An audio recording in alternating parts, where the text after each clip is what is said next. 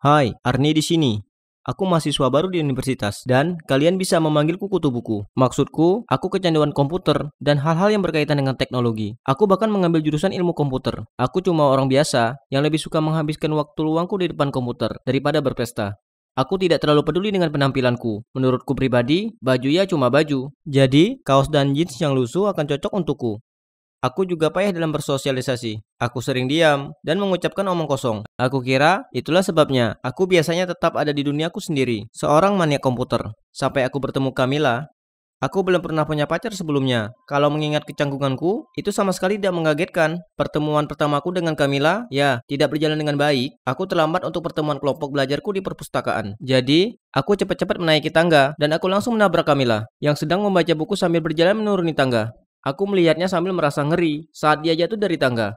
Pergelangan kakinya patah. Aku merasa sangat bersalah dan menyalahkan diriku sendiri. Setelah itu, aku mencoba menjadi orang baik dan membantunya. Aku menawarkan untuk membawakan tasnya ke kelas, tapi dia malah menggerutu. Bisakah kamu jauh dariku? Aku tidak butuh bantuanmu. Oke, lalu dia netap tajam. Di lain waktu, aku bertemu Camilla ketika dia sedang duduk di rumput dan dengan penuh semangat membaca Twilight. Jadi, aku membelikannya salinan buku kedua dalam seri Twilight yang sudah ditandatangani. Dia menatap sinis ke arahku, memberitahuku bahwa buku itu sudah sangat ketinggalan zaman. Kurasa dia marah padaku karena kecelakaan itu, tapi kemudian dia sedang membaca buku yang kuberikan padanya.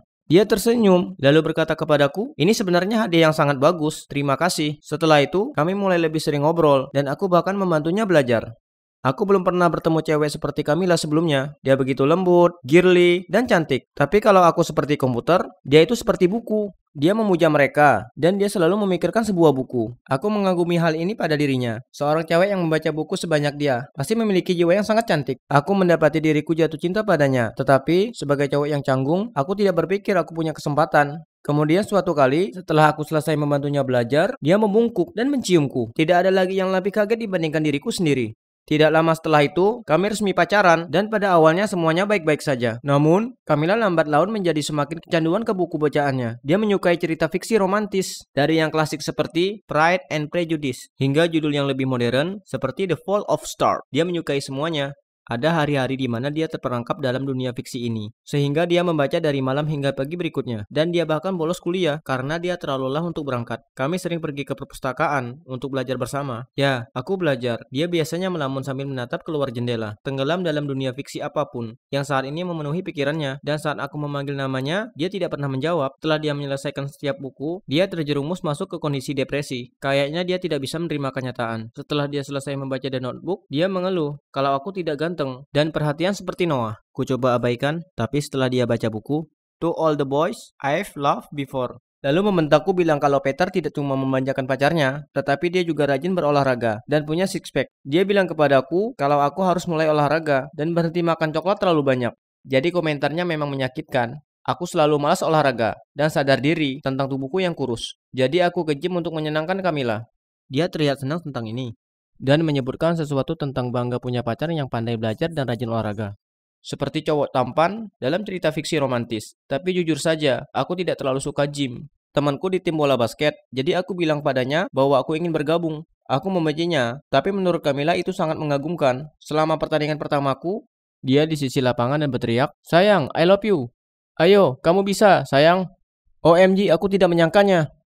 Aku tahu dia sangat bangga melihatku bermain bola basket, jadi itu membuatku penuh energi, dan aku sangat ingin mencetak skor. Aku sangat gugup sehingga aku tidak sengaja mencetak skor ke jaring yang salah. Tiba-tiba, dia dengan kecewa berteriak, Edward tidak akan pernah membuatku malu seperti itu. Saat itulah semua tim rekanku menoleh ke arahku, dan tertawa terbahak-bahak, yang membuatku merasa sangat malu. Aku melempar bola ke teman bermain, dan berjalan ke arahnya, lalu dengan marah bertanya, Edward, siapa Edward? Lalu aku bergegas pergi meninggalkannya, sambil memberikan tatapan kaget. Aku muak selalu dibandingkan dengan cowok tampan di dunia fiksinya. Dan hal-hal seperti tanpa terkecuali. Aku tidak tahan lagi. Semakin aku ikut olahraga, semakin aku menyadari betapa aku membencinya. Aku mencintai algoritma komputer. Aku bukan atlet. Aku adalah kutu buku yang senang begadang semalaman menulis kode.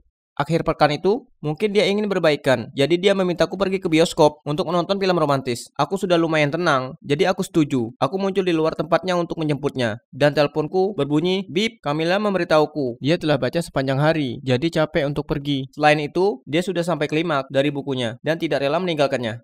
Aku sangat marah dan langsung pulang ke tempatku. Rasanya seperti Camilla lebih memilih cowok khayalan dibandingkan aku, pacarnya yang sebenarnya. Besok paginya, aku masih sangat marah saat aku menjelaskan kepada Camilla bagaimana perasaanku. Dia mulai menangis. Dia bilang padaku kalau itu semuanya salahku karena tidak mempedulikannya tadi malam. Karena dia sudah bilang kalau dia capek. Dia ingin seorang cowok membawakan makanannya, memanjakannya, dan merawatnya. Aku tidak percaya dengan apa yang dia katakan. Cuma karena aku nggak sehebat tokoh fiksi, bukan berarti aku tidak menjaganya. Beraninya dia keterlaluan sampai mengatakan sebaliknya. Aku tahu ini gila, tapi masalahnya aku sangat mencintai Camilla. Jadi kesimpulanku, dia menginginkan cowok yang sempurna. Aku bisa menjadi dia, ya kan? Malam itu, setelah menghabiskan hari yang panjang dengan banyak belajar, saat aku hendak mandi, Camilla kirim SMS. B, aku mau makan spaghetti, tapi di luar hujan. Jadi, meskipun aku capek, aku langsung membelikan spaghetti untuknya. Kalian harus melihat wajahnya. Dia sangat bahagia. Melihatnya bahagia, membuat hatiku terharu. Semuanya baik-baik saja, tapi akhirnya aku jatuh sakit. Buh. Besoknya, Camilla datang ke tempatku untuk merawatku. Dia membuatkanku sup dan membantuku memakannya. Aku akhirnya tertidur, dan ketika aku bangun, dia sudah pergi. Aku nggak terlalu mikirin. Tapi 3 hari kemudian, dia masih belum menjawab telepon atau pesanku. Akhirnya, dia menjawab teleponku dan memberitahuku alasan kenapa dia marah. Ternyata, dia membayangkan dirinya seperti tokoh utama dalam novel fiksi romantis yang baru saja dia baca. Dalam cerita itu, saat cowok tampan sakit dan kekasihnya datang menjenguknya, lalu saat kekasihnya menyuapi cowok itu makan, dia menciumnya. Jadi, dia mengharapkan aku melakukan hal yang sama. Tapi aku malah tidur, gak tahu mau ketawa atau nangis. Ini gila. Bagaimana dia bisa mengharapkanku menjadi romantis saat aku berusaha sekuat tenaga untuk tidak muntah? Kami janjian di kafe. Aku bilang kepadanya bagaimana perasaanku. Aku tidak bisa melakukan ini lagi. Aku tidak bisa menjadi seorang yang sporty, tampan, ahli pedang. Aku cuma orang biasa, culun. Itulah aku. Terima aku atau semuanya berakhir. Dia meminta maaf dan mulai menangis. Dia bilang padaku, dia sangat terbawa dengan skenario dalam novelnya. Tapi dia berusaha sekuat tenaga untuk menjadi pacar yang lebih baik.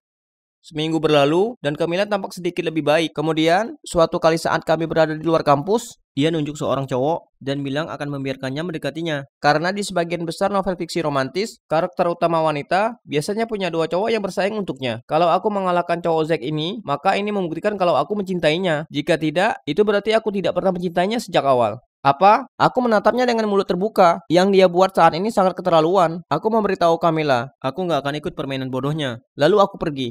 Besoknya, aku melihatnya berbicara dengan cowok bernama Zack itu. Apapun yang dia katakan padanya, membuatnya tertawa. Dan dia memutar-mutarkan rambutnya di sekitar jarinya sambil cekikikan. Hebat, cowok ini tidak cuma tampan, tapi juga menawan. Dia lebih mirip pahlawan gagah, sedangkan aku lebih seperti penjahat. Masalahnya, aku masih mencintai Camilla. Bagaimana aku bisa membuatnya menyadari bahwa demam fiksi romantisnya itu tidak nyata? Dan meskipun aku mungkin bukan pahlawan tampan yang meninggalkan jejak kelopak bunga di atas rumah, aku tetap orang baik yang cuma ingin menjaganya.